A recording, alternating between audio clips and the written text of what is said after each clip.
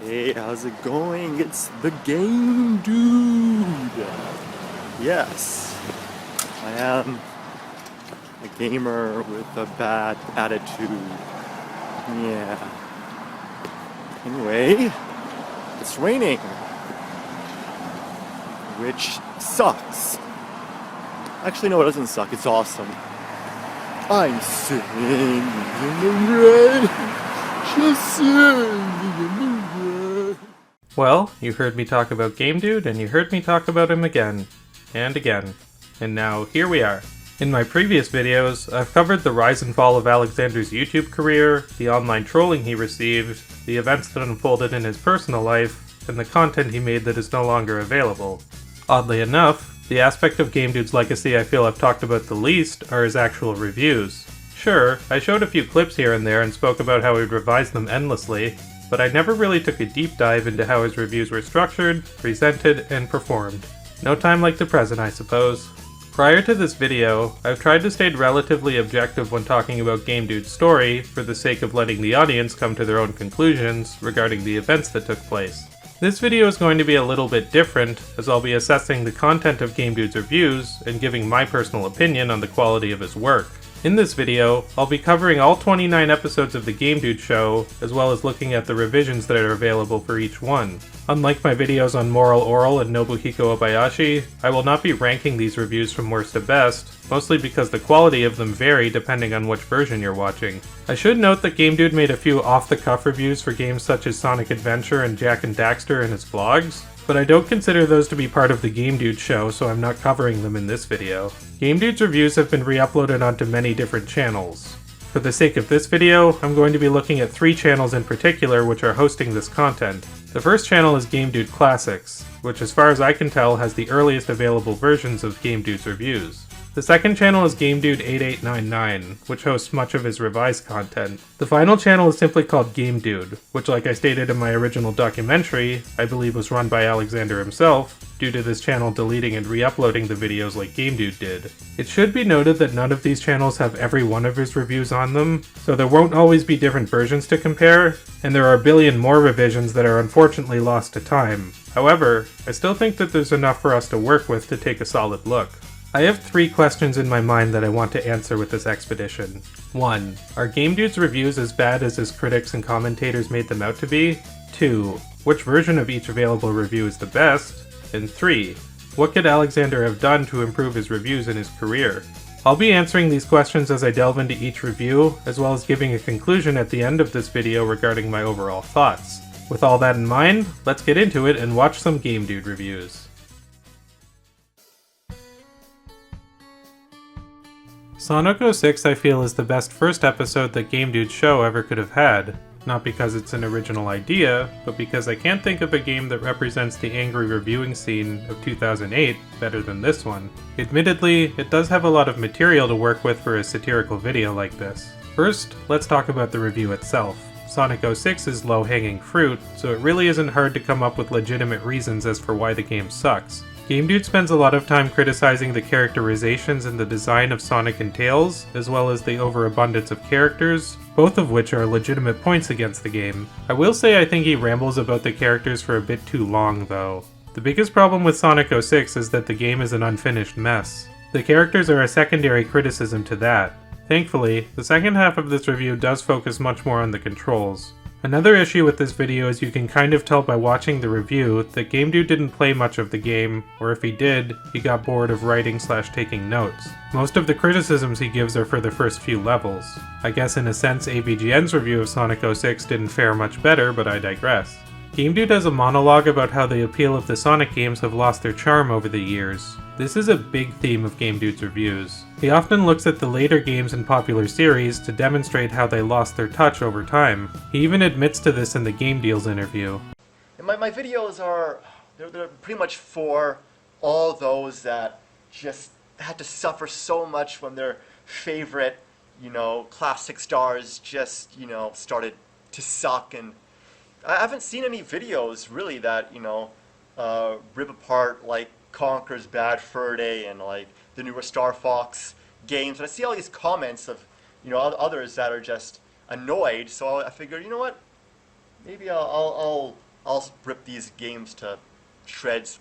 Playing off of that, another trend that Game Dude would include in many of his subsequent reviews is him saying, "This game is a disgrace to whoever's legacy." I kind of think he wanted this to catch on as some sort of catchphrase for himself.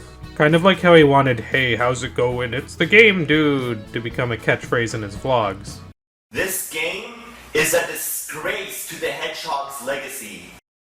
This game is a disgrace to the Ape's legacy. This game is a disgrace to the Bandicoot's legacy. What a fucking disgrace to the Mouse's legacy. Now let's get into Game Dude's presentation. The audio is very echoey, but it's still much better than most game reviewers in 2008. I won't criticize it since he was just starting out and had barely used a camera prior to this. Given the audio quality of my original Game Dude documentary, I really can't throw stones in this area. The biggest problem people have with Game Dude's show in general is that his style is obviously too derivative of AVGN. Since this is his first episode, I'll give him the benefit of the doubt. This could have been a good springboard for him to use to develop the Game Dude character further. With that said, there are still many aspects of this episode that emulate AVGN way too much. Near the end of the video, he completely rips off the die die die rant from AVGN's Silver Surfer episode. Too far to the right, you die. Too far to the left, you die. You die, you die, you die, die, die, die, die, die, die, die, die, die, die, die, die. Also, if you stay too close to the edges, you die. If you jump too early, you die. If you jump too late, you die. And because you can only jump straight, if you jump at the wrong angle, you die. You will die again and again and again and again and again. I can't take it anymore. There are parts of this review that really make me laugh. This is the first review where he refers to something as a fuck platypus, which is really funny. By far my favorite part of this review is when he randomly switches to a montage of penguins in Antarctica. It's so random and goes on for too long, which makes it even funnier. Also, for some reason, this line really makes me chuckle every time I hear it. Missions aren't retarded, they're vegetables. 3 different versions of this review exist and they're all slightly different from each other. It's maybe worth noting that the revision of this review posted on the Game Dude channel is the last revision he ever uploaded on September 6th, 2014. I guess that makes the Sonic 06 video both the first and last video that Alexander ever posted on YouTube. For some reason, the second part of the Game Dude Classics versions of this review has Spanish subtitles. Because of this, I can't even say for certain whether or not both parts are from the same version. Personally, I like the Game Dude 8899 revision more than any of the other versions. It shortens a lot of the complaining about the characters, which I felt went on for way too long. The most recent revision is very similar to the Game Dude 8899 revision, but there are a few subtle differences. He has a really weird edit in the later version where he replaces the word bestiality with an ASMR sketch of Link fucking Donkey Kong. He makes the same edit later in his Gex 3 revision. It's really weird. This half-white, half-orange slut shares a romantic relationship with Sonic. I can't watch this. I'm afraid this nightmare is going to lead to... Overall, as a first review, this video isn't really that bad. Flawed, sure, but not unsalvageable. It does set the stage for a lot of what we can expect from the Game Dude show, both good and bad. The AVGN references, animal analogies, and the examination of a video game character's fall from grace are all present here. I think I might actually like it more than AVGN's review of Sonic 06, because you can really tell that Alex had a lot more passion for talking about the game. Surprisingly solid start for the Game Dude show. So I was able to say some nice things about Game Dude's first video. That means I'm completely letting him off the hook, right? Wrong. I'll give credit where credit is due, but Game Dude did make some genuinely terrible reviews back in the day as well. Barbie is one of those shitty reviews. This review suffers from the fact that Game Dude clearly doesn't have as much passion for Barbie as he does Sonic. This review is less than half the length of the shortest revision of his previous review. This video kind of reminds me of James Rolfe's videos back when he was the angry Nintendo nerd, in that you can tell Game Dude didn't play a whole lot of the game before he wrote the notes on the first 2 videos. On top of that, this video completely hinges on the concept of being edgy by saying bad words while he's playing a Barbie game. It's not very effective or original, and many of the jokes are even cringy by Game Dude standards. You've only read 4 words, you dumb bitch! You know, I think it's true what they say about all blondes. They're actually very nice people. Barbie's just stupid though. Other times, Game Dude tries to be really meta and self-aware in some of his jokes. He's trying to reference his own lazy writing and nitpicking, which in and of itself is not funny. Then again, this is just a dream, so the joke's on me. If only me playing this horrible game is just a dream, and if only you hearing me say the typical obvious joke was just a dream. Like I said in my Game Dude's Lost Content video, there is only one version of the Barbie review available, and it does not have the infamous shortened "Barbie is one of those shitty games" line. Nor is it the original version where he talks about how Barbie is hot. This is one case where I'd rather see that revision available. The "Barbie is one of those shitty games" edit is among my favorite ironic lines from Game Dude. This version has the full quote, which is still pretty funny, but not quite as funny as the abrupt cut. Barbie is one of those shitty games, lost in the ocean of shitty games, that fulfilled its purpose of being a shitty game. The entire last minute of this video is so weird. It starts with Game Dude filming some barely visible shots of the outdoors while Waterworld from Donkey Kong Country 3 plays. After that, it ends with Game Dude waking up from a nightmare where he played Barbie and imagined Sonic as a werewolf. It's such an obvious stupid ending, but the way that it's structured makes it completely nonsensical. Game Dude's Burger King ad made more sense as a dream than this review does. The fact that Game Dude's Barbie review isn't re-uploaded onto many of the channels leads me to believe that Alexander isn't very proud of this video and doesn't want it among his catalog. Can't say I blame him because it really is awful. For this video, I'm going to start off by talking about the revisions first, as this review is most interesting when comparing the different versions. This is a case where Alex revised a video so drastically that it almost feels like a different review. The original version of this video features a lot more on-camera footage of Game Dude, which are by far the funniest parts of the review for me. The opening rant goes on for approximately 2 minutes before any gameplay is shown. That's fine by me because it includes some of the funniest lines Game Dude ever said. But now, the birds. Why are there birds? They can all go row a boat and fall down a waterfall and die. But anyway, this is one of those games, one of those games you look at and you're just like, like why bother, right? This is one of those games right here. This is one of those games. The funniest part of all of this to me is when he goes off on a tangent about Sonic's gloves, and then revisits the tangent later when talking about the Sonic Riders sequel. But, you know what? You know what the best part about this game is? The gloves. I mean, look at those gloves. Those are some realistic gloves, man. Like, wow, you can see like every single strand. I'm impressed. That's the best part about the game, the gloves. But now the gloves, I mean, they're even more detailed now. Like, look at those gloves. Like, why are they so detailed? I'm serious. Those are the most realistic, computer-animated gloves I have ever seen. In fact, you know what? I think they put more time into making those gloves look so realistic than into making the game good. I'm not joking. There are definite flaws within this review though. He calls Sonic Riders a Mario Kart clone, and then retracts the statement immediately. Then he says it might as well be a Mario Kart clone. I don't really know what he's getting at here. He says all Mario Kart clones suck. Diddy Kong Racing would like to have a word with him. There is also still a case or two where Game Dude lifts lines directly from ABGN once again. You know what's really worse? Guess what? There's a sequel! But you want to know what the worst part about the game is? The absolute worst part? No.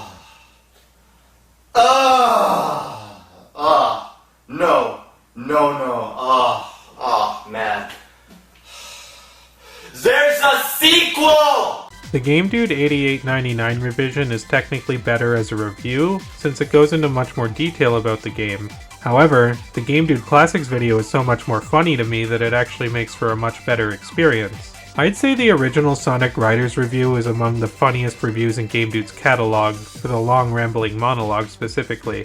Still, since they are so different from each other, there is still some value to watching both reviews. The latest revision available on the Game Dude channel is worthless and cuts out way too much. Also, there is a Russian dub of this review available on Game Dude Official's channel. I guess if you want to see how Game Dude's reviews translate into another language, it is worth watching, although I can't say how accurate the dub is since I don't speak Russian. Бля! О, бля! Святые Васильки! Sonic Riders! This review is kind of like the Sonic 06 video, in that it's nothing too special, but it is serviceable. Game Dude does a decent job explaining his frustrations with the game, especially the wonky combat. However, there aren't really that many memorable Game Dude lines like in the Sonic Riders video. The funniest part of this review is a clip of Game Dude swinging his arms around to emulate the in-game combat. The first minute of this Crash review is a rant on the updated designs of many video game characters. If you haven't noticed, this is a huge point of contention Game Dude has in a lot of his reviews. He's a real stickler for updated designs. I actually remember an even longer monologue for this rant done more on camera. I guess that's another revision lost to time, and the Game Dude Classics upload is once again not the earliest version of this review. The main problem with this rant is that it has very little to do with the game in question, and could have been easily inserted into any of Game Dude's other reviews, and felt equally as consistent. He cut out the character design rant in the revisions, so Alex was aware that it was unnecessary. A few times Game Dude will compare music or situations to different games and say, "This reminds me of this," without any other greater point or indication whether or not that's good or bad. This doesn't seem like either a joke or a criticism, so I really don't see what's the point of bringing it up. For some reason, this music sounds like something you'd hear from Ratchet and Clank.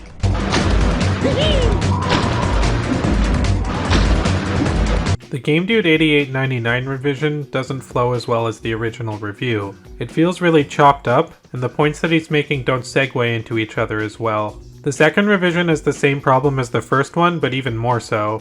Watching the revisions is weird because you can tell a lot of the audio was re-recorded when Game Dude had better microphone equipment, so it feels jarring compared to the live action shots. This review is a really good demonstration of how the revisions were making his videos worse. Generally speaking, each passing revision flows less naturally than the previous one.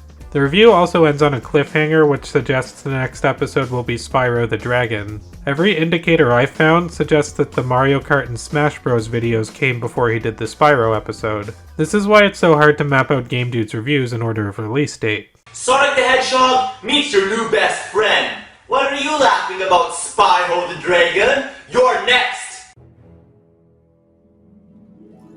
Now we get to possibly Game Dude's most infamous video, at least back when it was released, the Super Smash Bros. Brawl review. This review caused a lot of backlash at the time, probably because it was the first review Game Dude did where he was picking on a game that was not low-hanging fruit. He states at the beginning of the review that Brawl is a masterpiece, but then proceeds to bash elements of it throughout the entire video. I never really minded that since it's pretty obvious that the joke of the video is that none of the flaws really affect the overall quality of the game that much. That is with the exception of the Subspace Emissary. After playing Smash Ultimate, I think he's right.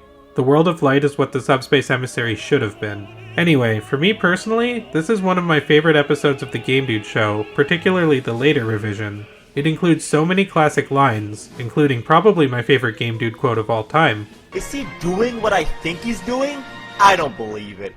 He is! Diddy Kong's bothering Mario! Bastard! Another classic line from this review is, "Look how long it takes for the Warrios to come." I'm not sure why this line didn't reach meme status along with "Look how much longer it takes to select Wario."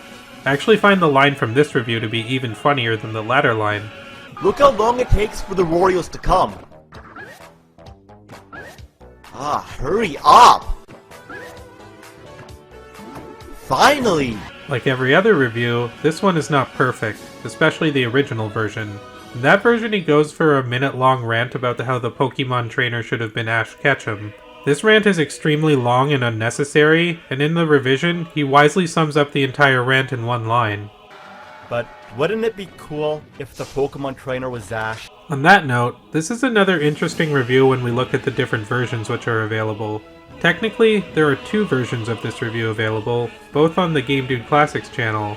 Although, it should be noted that this video was eventually deleted altogether and replaced with Mario Smash Kart later on.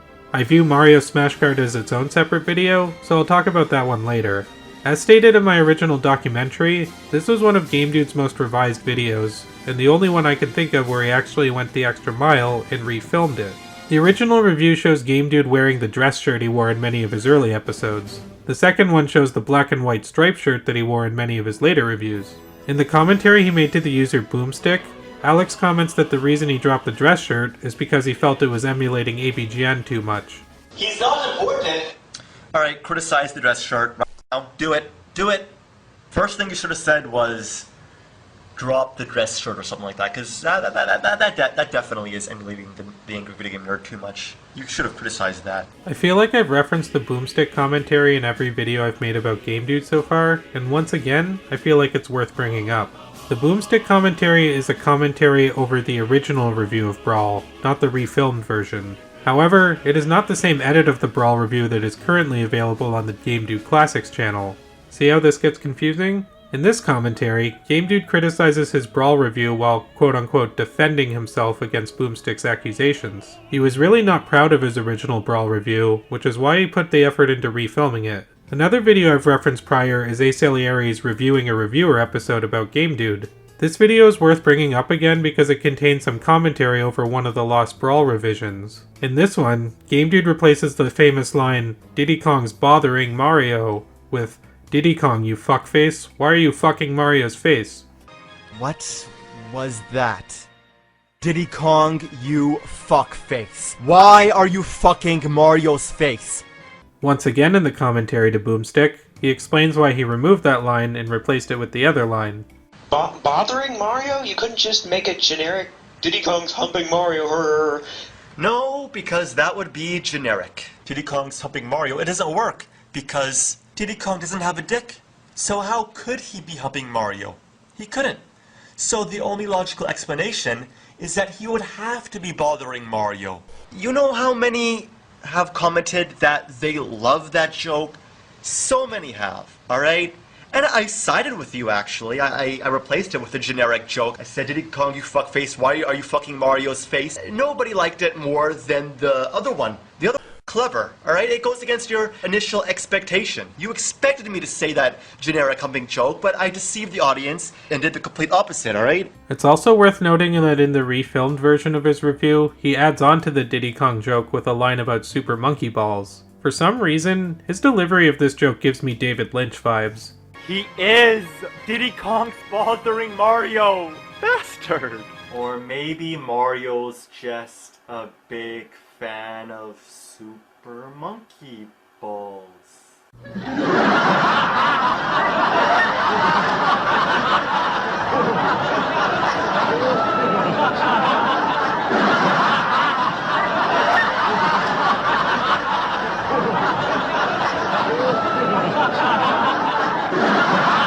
Asalieri's video and the Boomstick commentary got me thinking that the other commentaries that exist of Game Dude's videos probably have some other clips from the lost revisions. Maybe some other day I'll look into them more, but for now, I'm gonna stick to the available reviews. In this instance, I definitely prefer the refilmed version of Game Dude's review. He kept in all the funny lines and cut out a bunch of the boring parts. He also praises the positive aspects of Brawl a lot more in the revision. It still feels like the same review, but it also has its own identity. The later version ranks among Game Dude's best videos, but still has the same odd hilarity that the original review did. I kind of feel like I don't have to criticize the original version of the review, since Game Dude does it for me in the Boomstick commentary, so I'll let him have his word. No, yeah, the acting is so bad.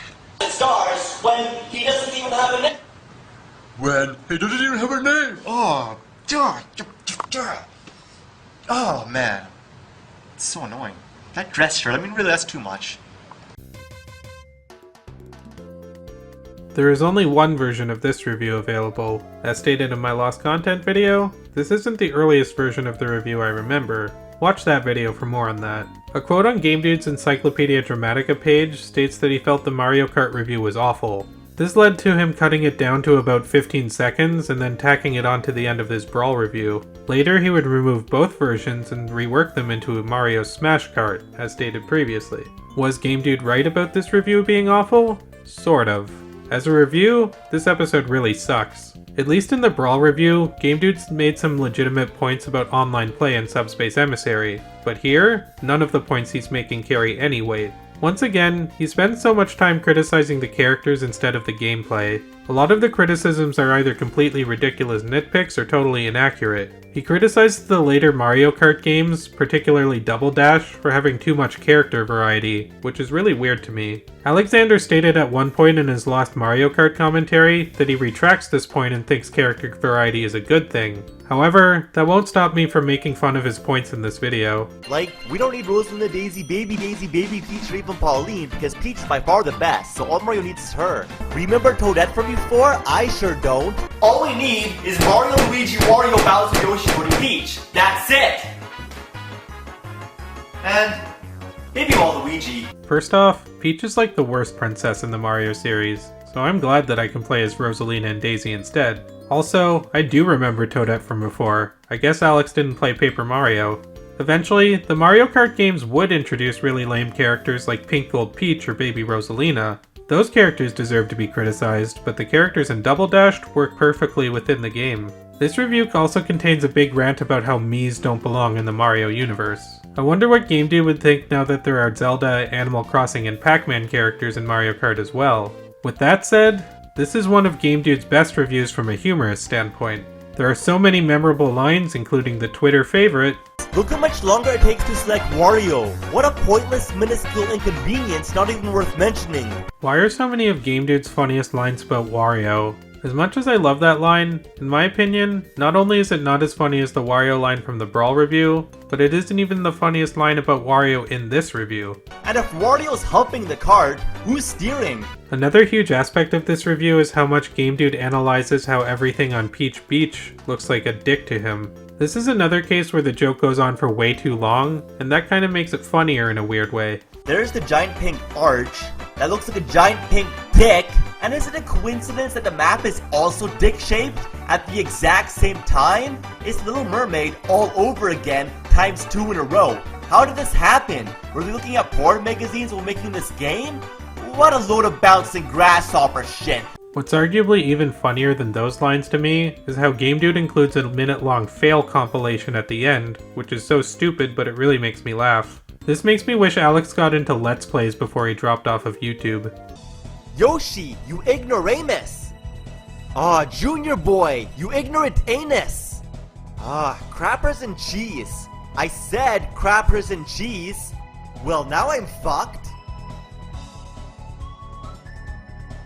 At least you're coming down with me, Toad.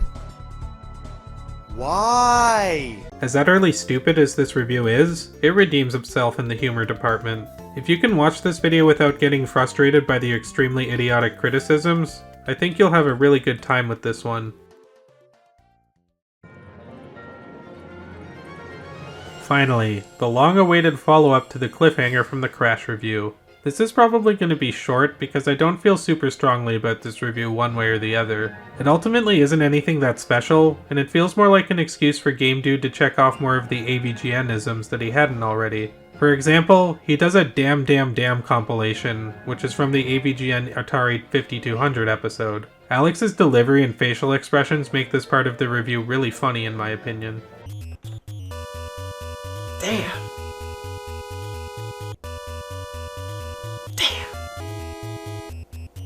Damn! Damn! Damn! Damn! Damn! Damn!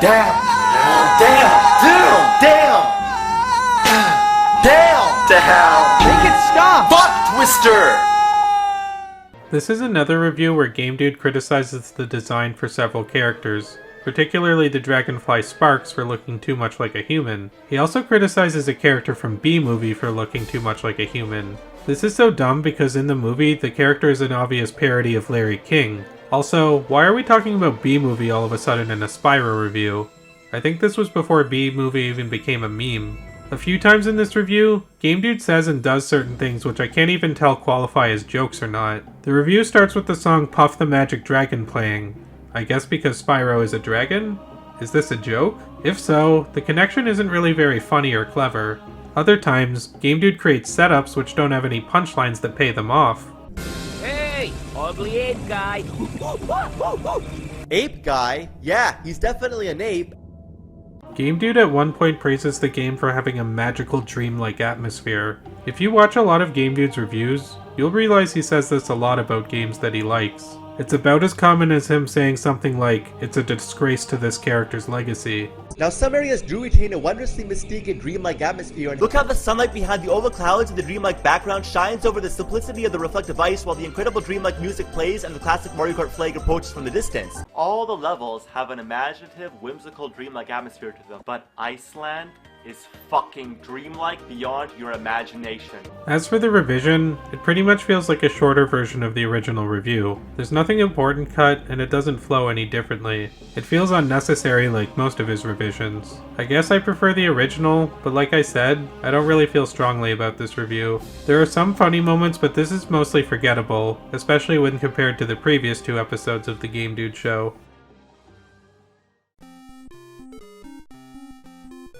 This is one of Game Dude's most informative reviews yet, as he actually delves deep into the game and doesn't spend half the review criticizing the character designs. He also does a pretty good job demonstrating why the game sucks. I'd say from a review standpoint, this is Game Dude's best so far. On top of that, Game Dude is starting to get a little bit more cinematic and is using different camera angles, which is an improvement.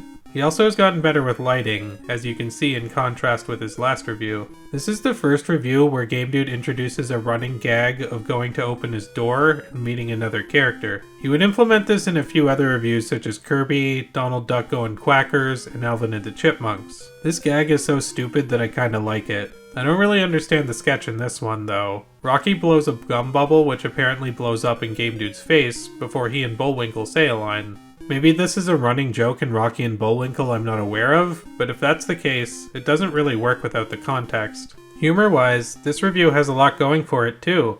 There are a lot of really funny lines, and Alex's delivery makes it even better. Ah, son of a fuck nozzle! What a crocodile shit sucker, I don't believe this! Ah, fuck sandwiches! It also includes one of my favorite Game Dude rants at the end, and even features the first time that Game Dude included a sketch of him destroying a game. Rocky and Bullwinkle? More like Rocky bullshit! This game is a tiger taking a diarrhea up my ass! This game is a fuck full of rotten, disintegrating, regurgitated squirrel moose shit mixed in a blender. I'd rather clean a shitty asshole of a giant panda using my tongue. It sucks so much it fucks so much it blows, it's the abomination of all time, a waste of time, and it's time to put an end to this ignominious travesty.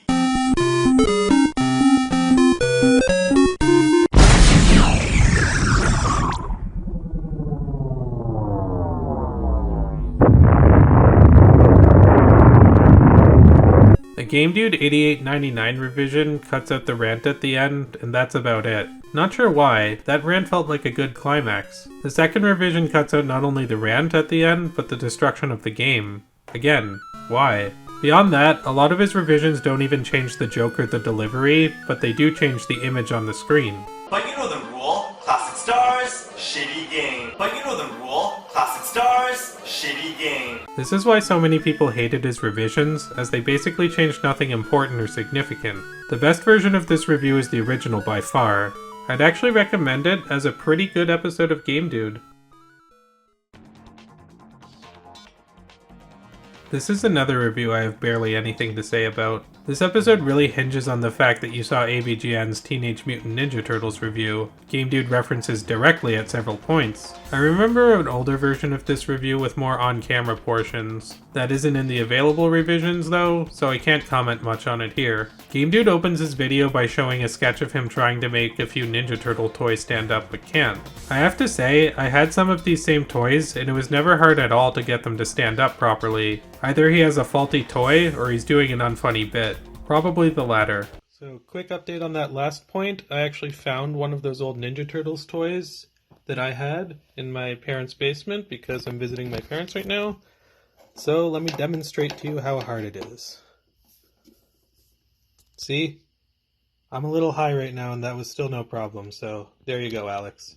A lot of the criticisms he makes toward the game have to do with the fact that it's boring and monotonous. The problem is, if you demonstrate this fact too much in a review, it also runs the risk of making the review boring and monotonous as well. And you do the exact same things over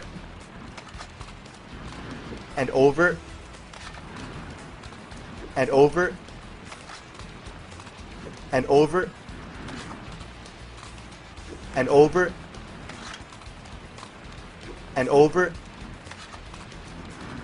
and over again. And why does the end screen take forever? I love how he asks why the end screen takes forever, and then he literally shows why. It's calculating all the stats. I'd say in this case, the revision on the Game Dude channel does actually improve things from the Game Dude 8899 review. He adds Jeopardy music during the stat screen complaint, which is a cliche, but it does turn it into, you know, a joke. However, either way, this is still a pretty bland and forgettable review, with nothing too noteworthy going for it. One last thing, I can't tell if this video is the one where he finally dropped the dress shirt or not. From my memory, in the earlier version I saw back in the day, he was still wearing it. So, Chameleon Twist is likely the episode that first introduced the black and white striped shirt. Speaking of which, let's get into it. This review should technically be called Chameleon Twist 1 and 2, since he plays through both games in this video. I sort of consider the episodes from here onward to unofficially be Game Dude Season 2. This is because this is the episode where Game Dude finally drops the dress shirt, as well as changing his background. Instead of sitting in front of a game shelf like all of his previous episodes, Game Dude is sitting on a couch with video game posters in the background. He would change up his background from here on out, which made his videos look more dynamic. This review is actually quite good. Game Dude has really improved his show with this one and got better with his delivery, camera angles, analysis, and humor. I like how he gives the game credit where it's due, while still complaining about what he feels makes it fundamentally broken. He does a pretty good job explaining himself while intersplicing jokes into the review. Also, the humor in this review is a little less derivative of AVGN's style of humor. I actually think Alex is genuinely funny when he's doing alliterations, for example. This game is a lizard gizzard blizzard made by a fucking wizard. And like any great Game Dude review, there's also a lot of cheesy lines which make me laugh out of their sheer ridiculousness. Oh, come on, that's just bull ass. Hey look, isn't that chain chump? More like lame chump. Davey licks balls at pool. Literally. This is the review where Game Dude includes a clip of himself playing the AVGN theme on a piano in the game. It's random, dorky, and unnecessary, but I still think it's pretty cool. He cuts this part out in subsequent revisions. I can understand why, but I prefer it being there. I won't play it here though, since I already put it in my original documentary, and even there it was a little too long. Of course, goes without saying, this review isn't perfect. For one, he opens this review by playing Karma Chameleon, much like how Spyro opened up with him playing Puff the Magic Dragon. I guess he's trying to link songs with games based on the species of the titles of the songs. Another music-based joke/reference that doesn't work is in the Game Dude 8899 revision. Here, Game Dude plays the wing cap theme from Super Mario 64, while Davey the Chameleon is flashing from invincibility.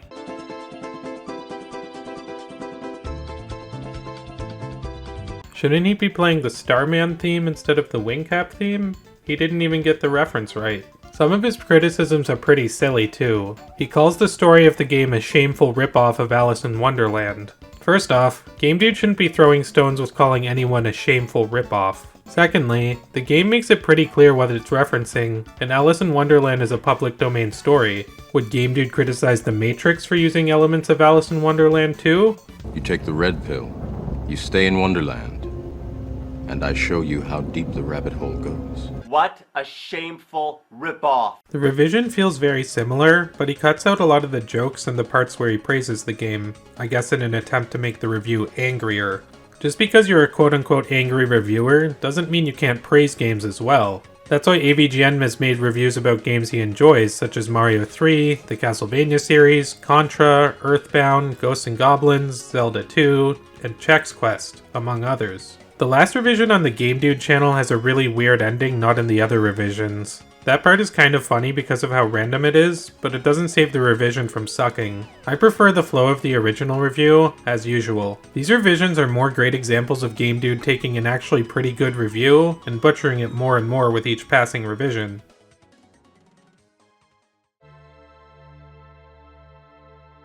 And after a pretty decent review, we're back in the realm of mediocrity. This isn't a terrible review, but you can tell that this is another game that Alex didn't have much passion for, like TMNT or Barbie. If you compare those reviews to others like Chameleon Twist, Sonic 06, or even his Mario Kart and Smash Bros videos, in my opinion, you can really see that Game Dude cared a lot more about those games. Once again, he praises a lot of the parts of the games he likes, which I always think is a good thing to include in these videos. It makes the character of Game Dude seem less like, well, a character. In a good way. The analysis for this game isn't that bad, but a big problem with Game Dude's reviews in general is that he feels like he's listing off criticisms rather than constructing the script into something that flows. Another issue is that the pacing of this review is way too fast, and the points that he's making don't have time to resonate with the audience. Plus, a few of the criticisms he makes are pretty weird. The credits need to be at the end of the game, not in the menu, and look how short it is! No wonder this game slurps rhino crap! I think it's better to have the credits on the menu.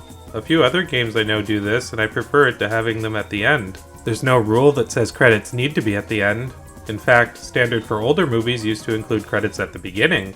Now let's talk about the available versions of this review. There are black bars on the Game Dude Classics version of this video. The channel states in the video description that this was done because it was compiled from a commentary video that was criticizing the Game Dude, and he was blacking out the distracting text. I did the same thing in the Boomstick commentary. As for the revisions, they cut down an already lacking review into an even less substantive mess. For example, he removes the introduction to the game in the Game Dude 8899 revision, which kinda sucks. There's no segue, and he basically starts listing off criticisms without context, even more so than he did in the original version.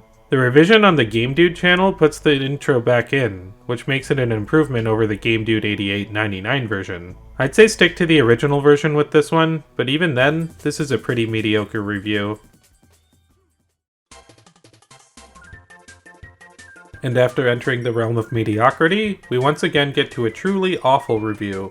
Personally, I had somewhat high hopes for this one, since I know Alexander is a big Kirby fan. However, that also might have been the problem. It's so obvious Game Dude is trying to force the anger in this video, and it comes off as unnatural. The three games he focuses on are Kirby's Dream Land, Kirby 64, and Kirby Air Ride, all of which are awesome games. He really grasps at straws in order to come up with criticisms. And like most Kirby games, you can float forever, which makes it too fucking easy. Look at this! One of the appeals of the Kirby games is that they're very easy if you go through them from beginning to end, but they're difficult if you try to find all the secrets. That's where all the challenge in Kirby comes from, so who cares if you can float forever? Also, you unlock hard mode if you beat Dreamland, so once again, this point is moot. Now, you can't steal powers. Obviously you can't copy enemy abilities because they didn't think of the idea yet. It makes the game primitive, but not bad. That's like complaining how you can't spin dash in Sonic 1. His review of Kirby 64 is even worse. This one doesn't give any insight into why he thought the game was bad, other than saying that it was too slow and easy, which you could pretty much say about any Kirby game. The only other criticisms he gives are, as usual, about the character variety. What's this little fairy bitch and all these other little fairy bitches doing here? They're so annoying. They don't belong in the Kirby universe. All we need in a Kirby game is Kirby and King Day-to-Day. That's it. What about Meta Knight? Personally, I'm glad the Kirby games don't have the same final boss over and over again. It gives them variety, something which the Mario games unfortunately lack at times due to always making Bowser the last boss. Finally, we get to the Kirby Air Ride review, which is probably the dumbest of them all. Look at the menu. It just copied the one from Smash Brothers. It looks the same, it sounds the same, it's the same. Probably because Smash Bros. And Kirby have the same developers. And again, why is Game Dude concerned about copying when his entire show is a tribute to AVGN? He also complains that Kirby Air Ride is too slow. Personally, I find it moves much faster than any of the Mario Kart games, with the exception of Mario Kart 8. So, his analysis really sucks in this review, but how about the humor? Kirby sucks. Boy, does he ever suck. He sucks more than a vacuum. And that's why he's so awesome! Yeah, a bunch of puns about sucking. What did you expect? Also, why is Kirby floating on a blue block? What kind of fucked up reality does Game Dude inhabit? On to the revisions. There are some things that are kind of funny to me when you compare the different versions. For one, he refers to Adeline as a man in the earliest version. He then changes that in the revisions. Hey look, it's that kid again. What is he doing just standing there? It doesn't make any sense. Like, what is he doing? Look how scary he looks. What's Adeline doing just standing there? Look how scary she looks. Like, what is she doing?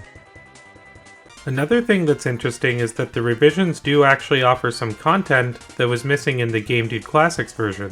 For example, he briefly talks about Dreamland 2 and Superstar in the Game Dude 8899 revision. He doesn't say anything important about them though. In Dreamland 2, he shows that you can fly forever, and in Superstar, he complains that a part of the game that's designed to be confusing is confusing. These segments do not add to the review in any meaningful way.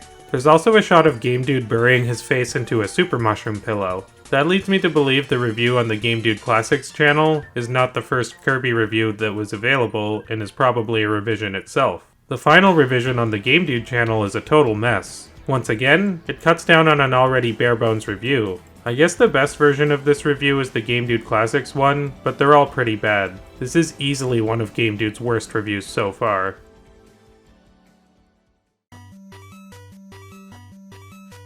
I don't have much to say about this review because it's so short, but overall, it's even worse than the last one. This is a bad game for sure, but unfortunately, Game Dude doesn't do a very good job at explaining how convoluted and confusing it is. He mostly complains about the controls and the graphics, which are legitimate points, but once again, it tells me Game Dude didn't get very far in the game before making the review.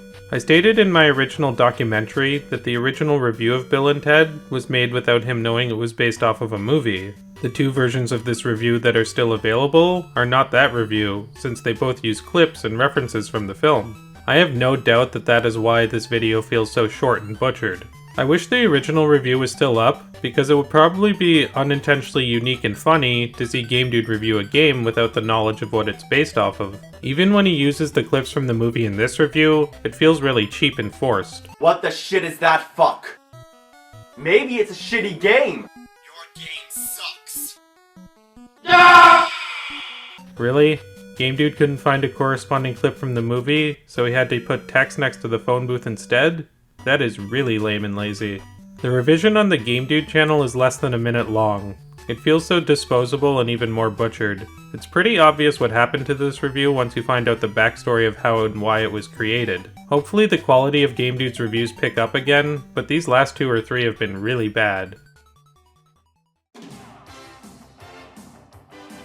Finally, we get to another entertaining review. In this video, Game Dude shows off some of the green screen techniques he was learning at VFS, namely implementing himself in the opening credits of Alvin and the Chipmunks. The dialogue between Game Dude and the Chipmunks is really funny in a dumb way. I think Game Dude was a lot more self-aware in his humor than people give him credit for. There's 3 of you. But Simon says... Theodore! But... Simon says... Shut up, Simon. Shut up. Alvin, where's the S? Simon says it fell. Why didn't you put it back? The review opens up with a brief shot of Alvin and Simon toys making out. Probably didn't help the furry accusations against Game Dude. In general, Game Dude seems to have a fascination with Alvin and the Chipmunks, since he's brought them up in many other reviews previously. He says in this video that Alvin and the Chipmunks movie was decent. I guess I'll take his word for it. Relax, Dave. It's just a raisin. Prove it.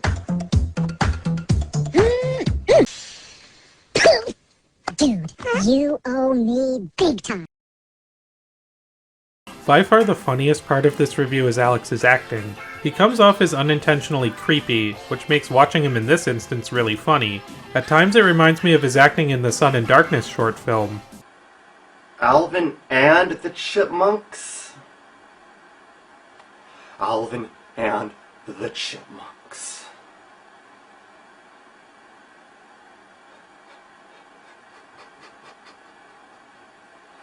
Alvin and the Chipmunks. More like Alvin and the Chipmunks! With all that said, I wouldn't call this video good in the analysis department. I have no doubt that the Alvin and the Chipmunks game that he's reviewing is bad, but the criticisms he's making don't really make much sense. He complains that hard mode is too hard. Well, no shit, it's supposed to be hard mode. And most of the time, you can't even hit 2 simultaneously because they hit their target at different timings. Think about that sentence for a minute. You can't hit the stars simultaneously because they hit their targets at different times. Yeah. Alex also doesn't seem too well versed in rock and roll culture. He complains that Alvin smashes the guitar after a good performance, or how, due to the band being called Alvin and the Chipmunks, that separates Alvin from the Chipmunks. Maybe this joke could have worked if Game Dude pointed out the many other numerous instances where bands do these things, like Jem and the Holograms or Josie and the Pussycats. However, Alex is acting like this is a unique situation for Alvin and the Chipmunks, which makes him seem really ignorant on the matter. And where's the Chipmunks theme song? How can you have a Chipmunks music game without their theme song? Fuck this garbage! Correct me if I'm wrong, but isn't Alvin and the Chipmunks primarily a cover band? Regardless, this review is hilarious. Game Dude makes some really bizarre criticisms, his acting is weirdly unsettling, and the green screen parts are iconic in a really dumb way. I wouldn't say this was exactly a good review, but it kept me entertained. The revisions are pretty worthless though. He removes a lot of the unintentionally creepy acting, which in my opinion was the funniest part of the review. Definitely stick to the Game Dude Classics version here. This is the moment we've all been waiting for, the debut of Game Dude's theme song. He uses the full version in this review, which is about 2.5 minutes long. The Game Dude theme song was apparently composed by Alan Wong Moon, and the lyrics were written by someone called Striker the Lizard plus others? I don't know. I searched up Alan Wong Moon, and I was able to find him on IMDb and LinkedIn. Apparently, he's gone on to do a lot of music work for film and other avenues. As much as I love Kyle Justin and the AVGN theme, I have to admit, Game Dude's theme song unironically tops it.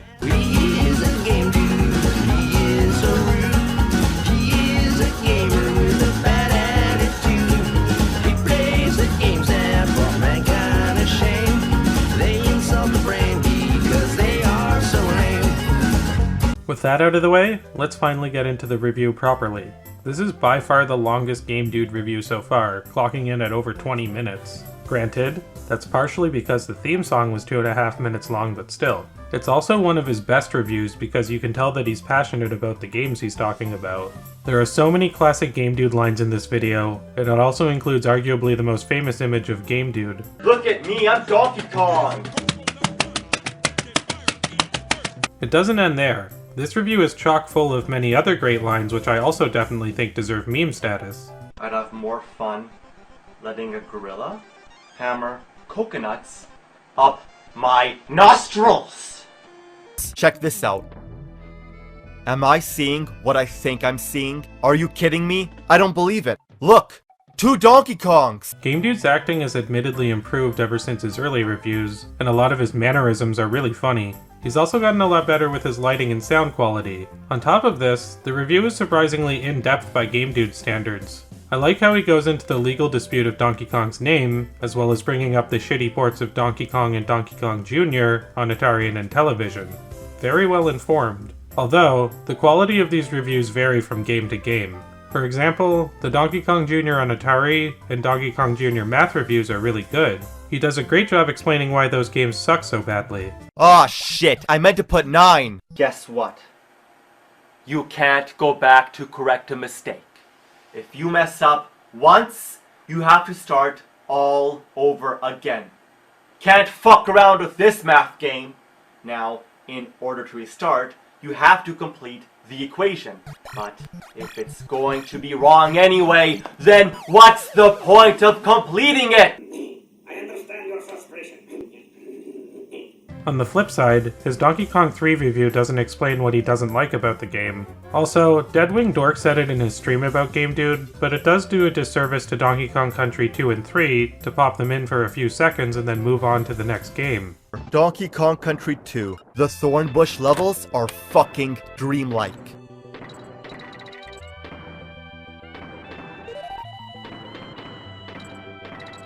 Another notable thing about this review is that it includes Game Dude's only movie review, Donkey Kong Country: The Legend of the Crystal Coconut. 6 minutes of this 23-minute review is dedicated to reviewing that movie. It's kind of funny that it's in here because it's so random. Imagine if I made a 30-minute Mario retrospective and 10 minutes of it were me talking about a few random episodes of the Super Mario Bros. Super Show. Game Dude also seems unaware that the movie is a compilation of episodes of the Donkey Kong Country TV show. At least, he never references this fact in his review. After this, he goes on to review Donkey Kong 64, the Donkey Kong Land games, Jungle Beat, Donkey Konga, Donkey Kong on Game Boy, King of Swing, and ends it off with Barrel Blast. He covers a lot of ground and even has some really funny lines here and there. How high can you get? Kids, Say no to drugs. Why is his left eye so big? They should both be the same size. It's ugly. Stop promoting bestiality. It's just wrong. Hey look, it's Science World. That last clip wasn't really a funny one. I just wanted to point out how Game Dude made a reference to a building that anyone living outside of Vancouver will have no idea what he's talking about. Initially I thought there were only 2 revisions of this review available, but surprisingly, I was actually able to find another revision on a channel called AdrianAlex01. In this version, he briefly talks about Donkey Kong Classics on NES, he criticizes the Cranky Kong areas in Donkey Kong Country as pointless, he has a rant about why King K. Rool steals bananas, which is a legitimate question, and he rants more about the Legend of the Crystal Coconut movie. Above all, he actually goes into a little bit of depth about Donkey Kong Country 2 and 3, which saves those segments from being completely pointless. Donkey Kong Country 2, as brilliant as the first, is an awesome adventure through pirate ships, volcanoes, and roller coasters. I would say that this is one of, if not Game Dude's best review yet. Surprisingly informative, has classic Game Dude quotes, a lot of the criticisms he's making are legitimate, and he's clearly very passionate about the series. I would actually say that the AdrianAlex01 version is the best version of the Donkey Kong review available. The only problem with this review is that it's in 2 parts, and it ends right after the Legend of the Crystal Coconut review. There seems to be a part 3 that's missing. So, I'd say watch that review first, and then finish off the video with the Game Dude 8899 version. The episode after he debuts his first theme song, Game Dude follows it up with an episode that debuts the second version of his theme song.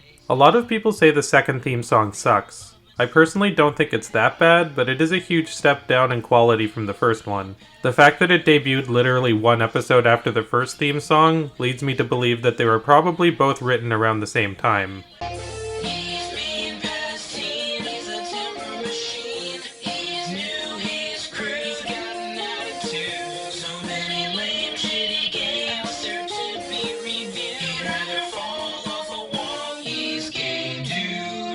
Anyway, on to the review itself. After a huge review like the Donkey Kong video, this review feels smaller in scope, which is not necessarily a bad thing. Overall, this is an okay review. Some funny bits, but a lot of boring dead air too. He opens the video by saying the Bubsy cartoon was good. It was not.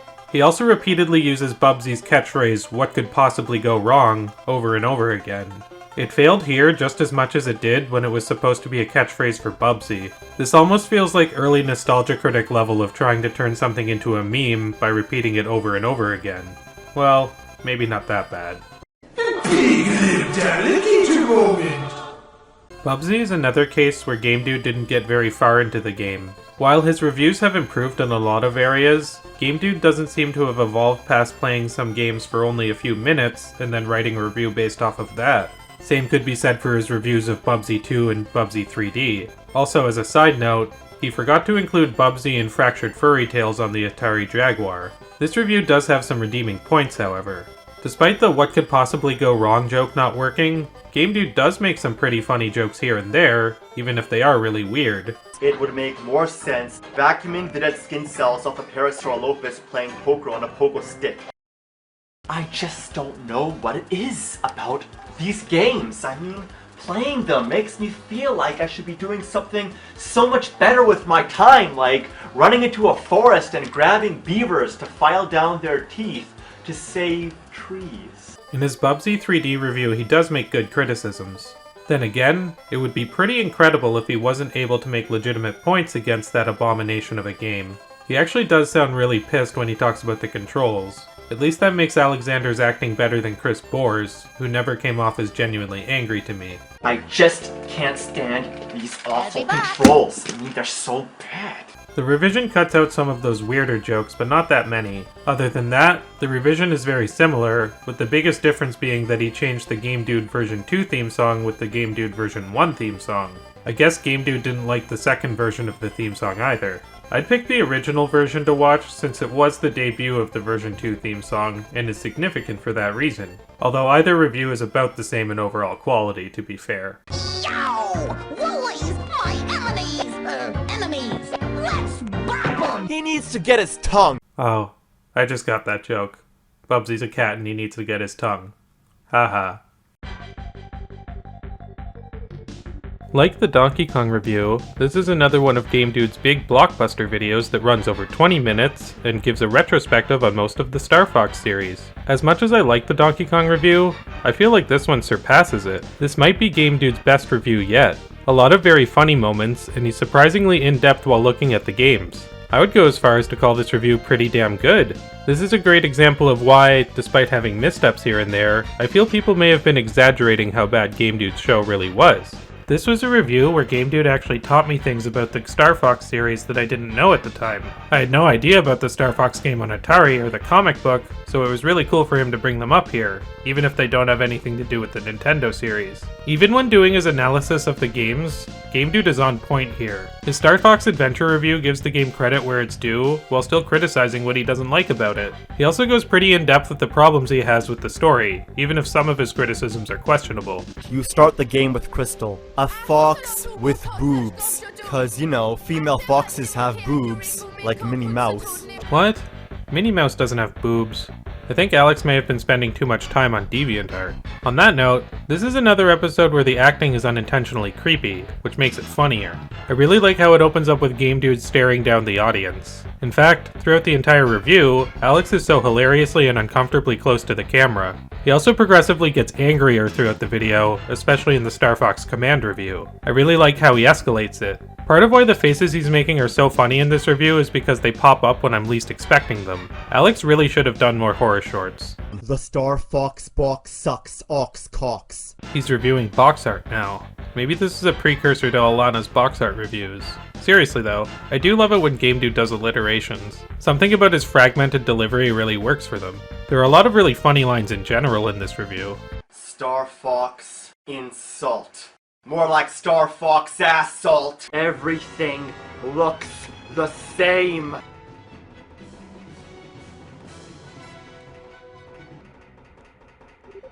It's no good, Fox. Our battle plan's a failure.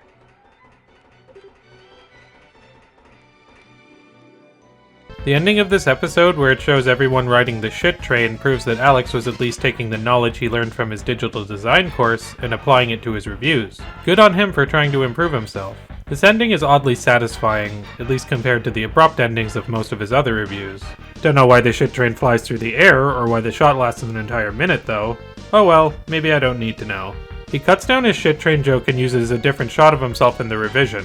Actually, in the original version, I don't even think it was a shot of himself. It looked like a poorly rendered model, which made it kinda funnier. There are 2 revisions of this review available, and neither really ruin the review, but they do feel unnecessary. As per usual, I prefer the original review slightly. Game Dude actually kind of impressed me with this video, and I hope he maintains this quality going forward. And why is his snout so short? No character design change ever gets past Game Dude.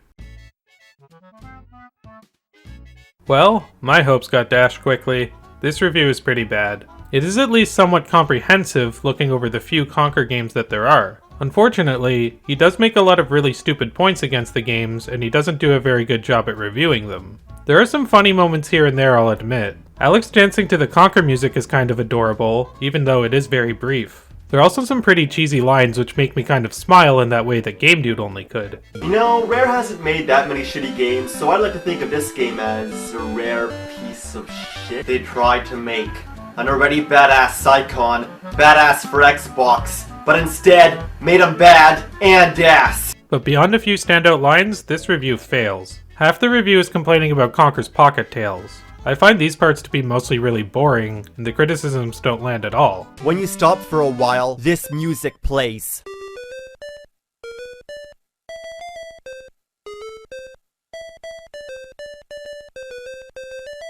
Sound familiar? Why the fuck is Donkey Kong music playing in a Conker game? I know Rare made both games, but keep them separate. Rare was known for including Easter eggs like this in their games. You can see Barry's picture in a room in Banjo-Kazooie, you can see posters of the Jet Force Gemini cast in Banjo-Tooie, you can see Banjo's mounted head over the fireplace in Conker's Bad Fur Day, so on and so forth. Not only is this common, but he backs up this criticism with what I think is one of the worst comparisons Game Dude has ever made. You don't hear Zelda music in Mario.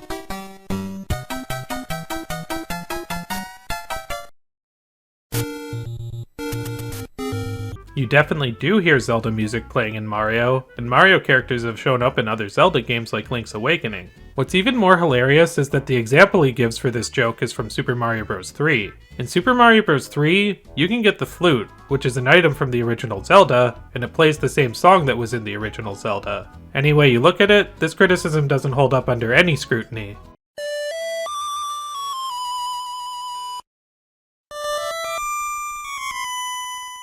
He also complains how they didn't release Conker's 12 Tales along with Bad Fur Day. That wouldn't really work. That would be like if they aired Ren and Stimpy Adult Party cartoon at the same time as the original Ren and Stimpy. One super mature game next to one super kiddie game both starring the same character would have been really jarring. I really think he's reaching when he gets to the Live and Reloaded criticisms too. He complains that the game controls poorly, which I've never really found to be the case. He also complains that the graphics are ugly and washed out. Despite what you may think of Live and Reloaded overall as a game, it is one of the best looking games for the original Xbox. The cutscenes can be a little bit choppy and the characters do generally have less expressive animation though, so I'll give him that. There are 2 revisions available for this review and comparing them in this case is actually really interesting. Here, GameDude makes what I think is one of his funniest edits, but it's very subtle. You know, some say Conker still rocks, but I concur, and I will conquer. The revision changes the line, "Some people say Conker still rocks," to "Some people say Conker now sucks." That's because Alex misused the word concur in his original rant. That is hilarious to me. Some say Conker now sucks, but I concur, and I will conquer. The most recent revision turns the footage of Conker's Pocket Tales into black and white footage. Why? I know it could be played on an original Game Boy, but who cares? It was made for Game Boy Color. This seems like a desperate attempt to make the game look graphically worse for the sake of his criticisms. Some of the clips he shows are still in color, so he can't even keep that consistent. The second revision was more interesting than the first due to the color change. Neither one fixes this from being a pretty mediocre review. Shame to see the quality drop off like this after his Star Fox review, but hopefully he can redeem himself going forward. Banjo, you're next. Unlike the Spyro cliffhanger at the end of the Crash episode, Banjo is actually the next review after the cliffhanger from the Conker review. Does this review fare better than the last one? 50-50. I think the first half of this review where he looks at Grunty's revenge and Banjo Pilot kind of sucks, but it gets better once he gets to nuts and bolts. Like in Grunty's revenge, he complains that there's too much collecting. It's a collect-a-thon. What did he expect? He also complains that the mole Bozeye in this game is annoying, but he serves the same function as Bottles and Jam Jar, so I'm not really sure why he feels this way. This is another review that's really reaching for criticisms. And a bird and witch flying in planes? I know video games aren't logical, but this crosses a line. At least that's not as bad as Sonic driving around in a go-kart. Really, his Banjo Pilot review would be okay if it wasn't 40 seconds long. Including a short synopsis of it sandwiched between 2 games which he has a lot more to say about makes the Banjo Pilot portion of this video feel like a pointless diversion. But like I said, this review does redeem itself in its second half. GameDude does a pretty good job at criticizing nuts and bolts while praising it at points too. He's surprisingly fair to the game overall, and it saves the video from the mediocre reviews of Grunty's Revenge and Banjo Pilot. I think this video might have been better if he focused solely on nuts and bolts. As for the revision, it should be better since it cuts down on the Grunty's Revenge portion of the review, but it actually makes it feel more bare bones. The nuts and bolts part is still the best part for both the humor and the points he's making. I'd say this review is half decent and half kinda bad, so by GameDude standards, it's somewhat okay. This is probably GameDude's most famous review for some reason. Can't put my finger on why. Geez, walking chairs? What's he in a hurry for? To get sit on? Stop! Oh, I can't handle it. What's this flashing bird flashing for? Is he the police? A lot of people have commented that they still believe that the Game Grumps were parodying GameDude despite what Aaron said. I'll let you decide for yourself, although personally, I don't know why Aaron would lie about that. I will point out though, that one of the reasons people believe this, and it's one of the reasons I initially believed it as well, is because both Alex and Aaron refer to the light fixtures on the walls as grenades. You reveal these items by shooting every square inch of empty space, and lights that look like upside-down grenades. What's the deal with these wall grenades? You'd think they'd explode a little bit bigger. Come on, game designers, get with it. I stated in a few previous episodes like Bill and Ted and Barbie that it was clear that Game Dude didn't play much of those games before deciding to review them. In this case, Game Dude goes through the entire game of Mickey Mousecapade, which improves the review substantially. I have to give him credit too, because I never got past level 2. On the downside, Game Dude's acting feels a bit stiff in this review. After the opening shots of him getting the game, he spends the entire video sitting in one position and feels a little bit less expressive than usual. This is a step down from some of his more dynamic actions and camera angles seen in his past few reviews. It's not a deal breaker though, unlike wearing pink panties. The revision on the Game Dude channel literally says in the title, the video Game Grumps watched. That's such an Alexander move, which is another reason I'm pretty positive this was indeed his channel. In the revision he makes the opening black and white to emulate the style of Steamboat Willie. Not a bad aesthetic choice, I'll admit. Unfortunately, beyond that, the revision butchers a lot of Game Dude's criticisms and ruins the pacing of the review. He also uses clips of Mickey Mouse responding to the game in the revision. I'm not even sure where this animation is from. It doesn't look like a Disney property. These added parts kind of suck anyway. She is the scourge of the universe. Oh, that does it! Definitely stick to the original on this one. Despite the thoughts of the Game Grumps fanbase, I think that this was a pretty good review. Not a bad one to become Game Dude's most popular, even if it's more infamous than famous. You grumpy daughter of a fucktwat. This is Game Dude's last long-ish review, clocking in at over 10 minutes. After this, none of his reviews exceed 5 minutes in length. At least, none of the available versions of any of them do. Sadly, this review is kinda boring. It's alright as a review, I guess, but it's not funny or entertaining in any way. He's not even making jokes throughout most of it. He's explaining why it sucks with no satire. The explanations he gives are fine, I suppose, but this review feels like it's missing something. I've never played the Blinx games, but they seem more mediocre than downright awful. This review doesn't make it seem like there's anything to truly get angry about. Even Alexander himself seems bored while he's talking about these games. Blinx could have been Microsoft's mascot to join Nintendo's Mario, Sega Sonic, and Sony's Crash. But no, he just had to fall in the mud puddle right away with Sonic and Crash, but unlike those two, he never even got the chance to set foot in the spotlight.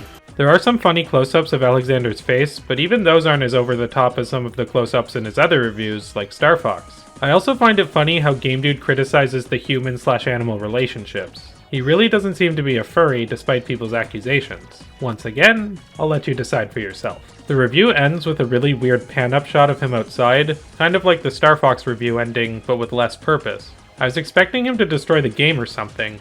Maybe he wanted to play with expectations by doing nothing? It's the perfect bland ending for a really bland review. I guess I like the revision more, but only because it's shorter, and this review bores the hell out of me.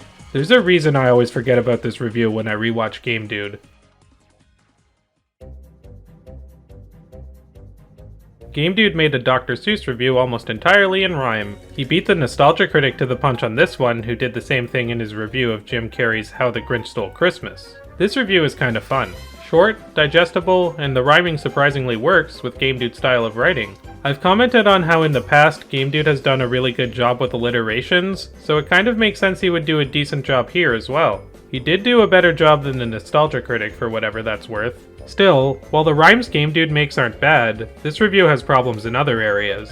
For example, his sentences rhyme, but his words don't have the flow of a nursery rhyme. Probably because Dr. Seuss would write his sentences to be around the same length, so that they followed a poetry structure. Game Dude could have done that a little bit better. It's especially awkward when he uses a sound clip from the game. He states the obvious, followed by Cat's comedy fail. You really get around for someone stuck in a bowl. This game is not fun. It's overly simplistic, repetitive, and stale. Sometimes Game Dude rhymes 3 sentences in a row instead of 2. Weird and awkward how he switches it up randomly.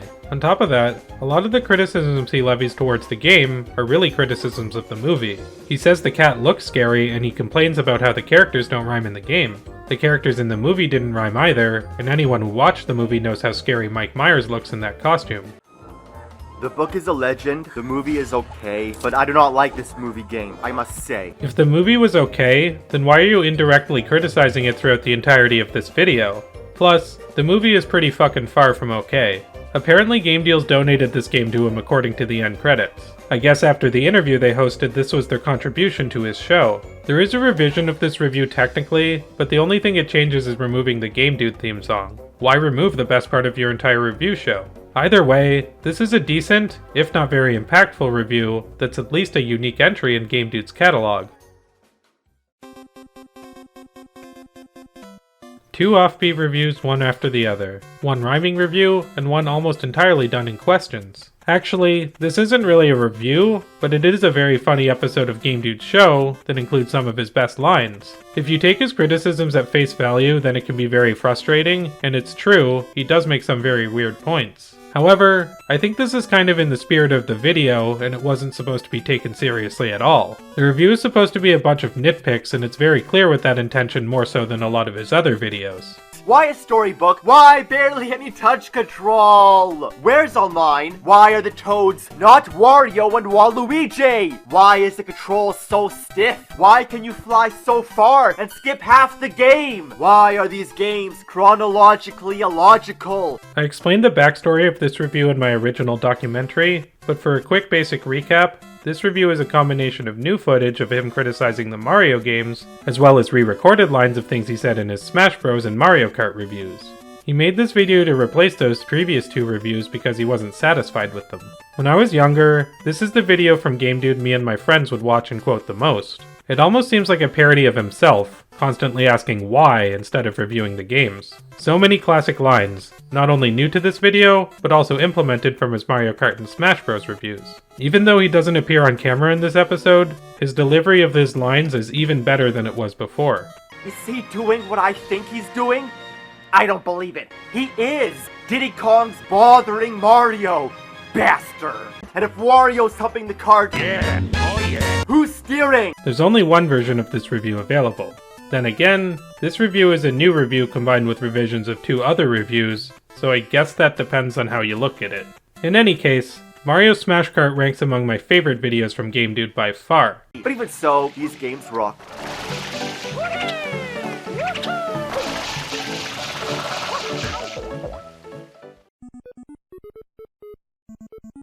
For some reason, this is referred to as Game Dude's Lost review. Not really sure why. Maybe he deleted it really quickly after uploading it. It has been archived on several channels, thankfully. This review is notable for the amount of anger Alex portrays here. Even by his standards, he sounds really pissed off. Bomberman Act Zero fucking bombed! I've criticized a few of Game Dude's reviews for him simply listing off criticisms instead of getting them to flow naturally in the review.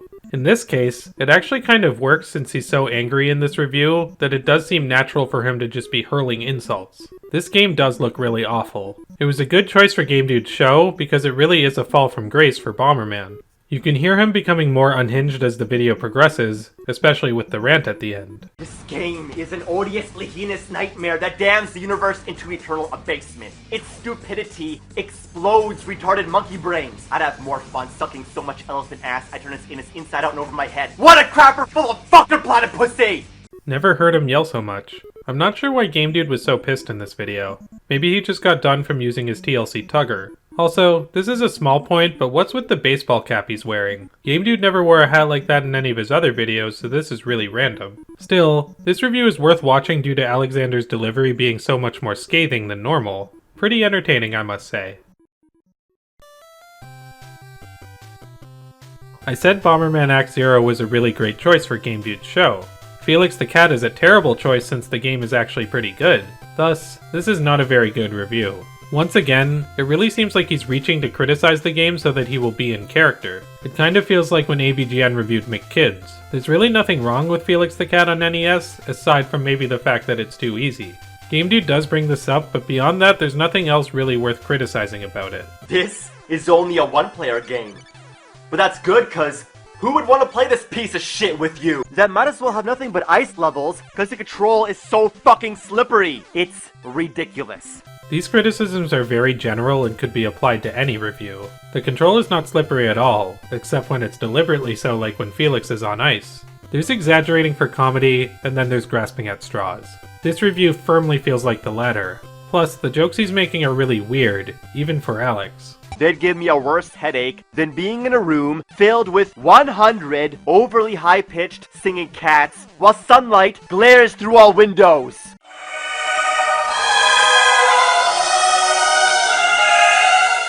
This is another review which only has one revision available.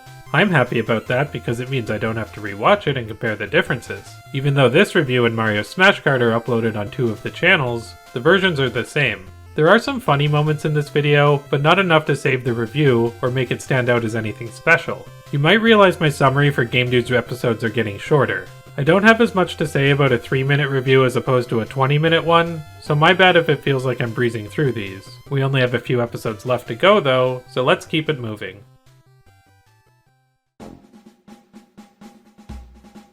This is another pretty average review with nothing that particularly stands out about it. There are some funny moments from Alex here and there for sure, which makes this video at least somewhat enjoyable.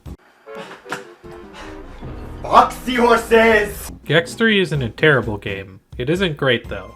This is another case where the game is mediocre, not infuriating, so it really comes off like Game Dude is overcompensating again. This probably plays into why a lot of his later reviews are so short.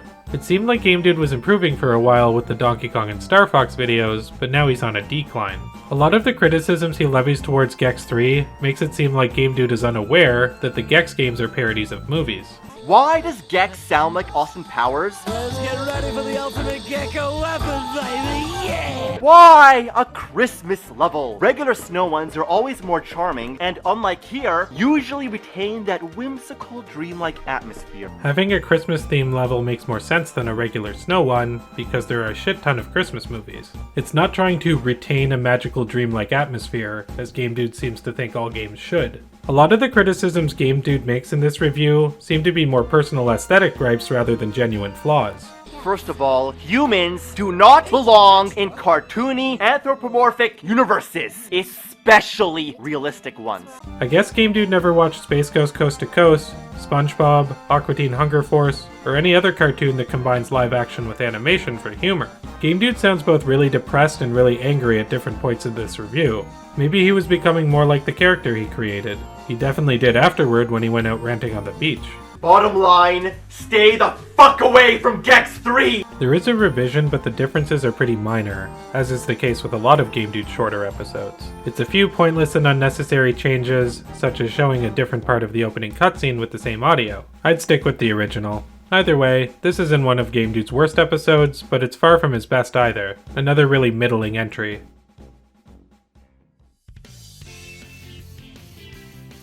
This review isn't bad, but once again it suffers from its brief runtime.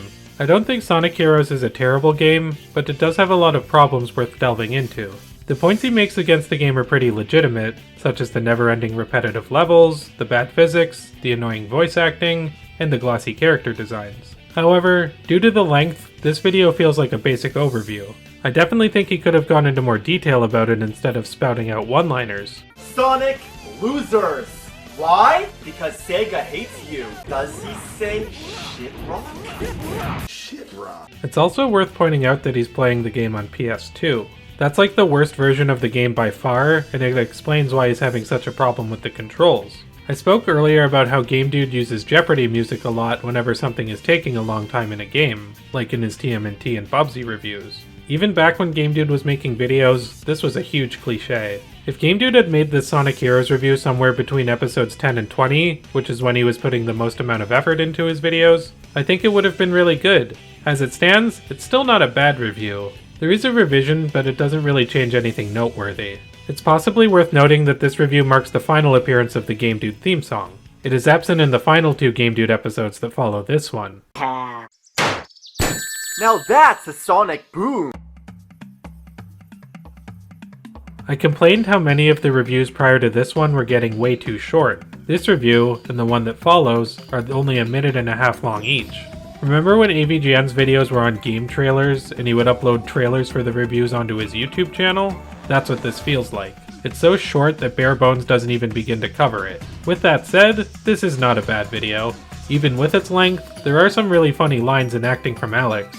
I'd rather fuck a hornet-infested beehive! Game Dude put a lot of money and production into this video. That Donald Duck costume looks expensive, and there's a bunch of different camera angles. The only problem with this is that it was clearly made at a time when Game Dude was deep into his revisions, and was editing his lines way too quickly. The scene at the end where he punches Donald is poorly choreographed and edited way too fast. This, along with his many revisions, is another example of why Game Dude's editing was becoming way too quick and tight and not giving enough time for the jokes to land. Once a fuck, always a fuck. You're awesome, but you suck. I'm shipping you to Finland. This review has a complete lack of flow for that reason. This is possibly the shallowest review in terms of Game Dude's criticisms towards the game itself. I have no idea why he thinks Goin Quackers is a bad game after watching this video. What's up, dear? Did he put this AVGN clip in the video to make fun of the fact that he's directly lifting this review style from AVGN? Whatever the case, that is the funniest part of the review by far. In the revision, he removes that part, which is the only difference between that and the original version. That line makes this review infinitely better, so stick with the original. This review is funny because it's an obvious AVGN vs Bugs Bunny ripoff, and it doesn't pretend not to be. The fact that it's so short hurts this review as a whole, but it also makes it kind of funny.